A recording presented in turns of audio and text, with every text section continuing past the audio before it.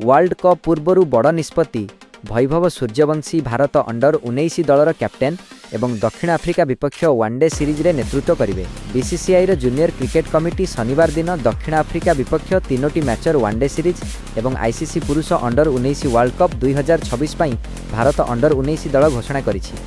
एही world cup 15 जनवरी 6 February 2026 पर्यंत Zimbabwe और नामिबिया रे आयोजित हेबो। दक्षिण आफ्रिका विपक्ष हेबाकू जाउथिबा वनडे सीरीज पई वैभव सूर्यवंशी को भारत अंडर-19 दलर कैप्टेन भाव नियुक्त करा जायछि। एही टूर वर्ल्ड कप पूर्वर हेबो एवं भारत दल दक्षिण आफ्रिकार बेनोनी सहर में 3टी एकदिनिया मैच खेलिबो। एही सीरीज पई आरोन जॉर्ज को उप कैप्टेन भाव दायित्व दिया जायछि। सांप्रतिक भाव समाप्त अंडर-19 एशिया कप रे कैप्टेन और उप कैप्टेन थिबा आयुष महात्रे एवं बिहान मल्होत्रा कलाई चोट हेतु दक्षिण आफ्रिका टूरु बाद होइछन्ति। बीसीसीआई अनुसार दुहे चिकित्सा और पुनर्वास पई बीसीसीआई सेंटर ऑफ एक्सीलेंस को रिपोर्ट करिवे एवं आईसीसी अंडर-19 वर्ल्ड कप पई दल सह जोग देबार संभावना रहिछि।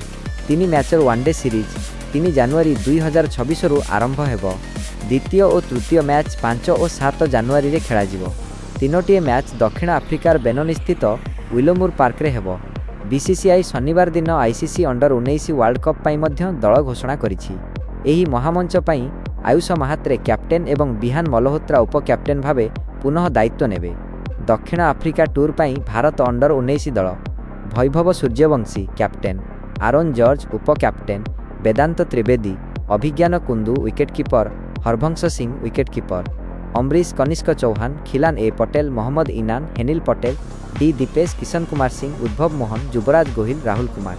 आईसीसी पुरुष अंडर-19 वर्ल्ड कप 2026 पई भारत दल आयुष महात्रे कैप्टेन, बिहान मल्होत्रा उप कैप्टेन, वैभव सूर्यवंशी, आरोन जॉर्ज, वेदांत त्रिवेदी, अभिज्ञान कुंदू विकेटकीपर, हरभंश सिंह विकेटकीपर, अमरीश कनिष्क चौहान, खिलान ए पटेल, मोहम्मद इनान, हेनिल पटेल, डी दीपेश, किशन कुमार सिंह, उद्भव मोहन।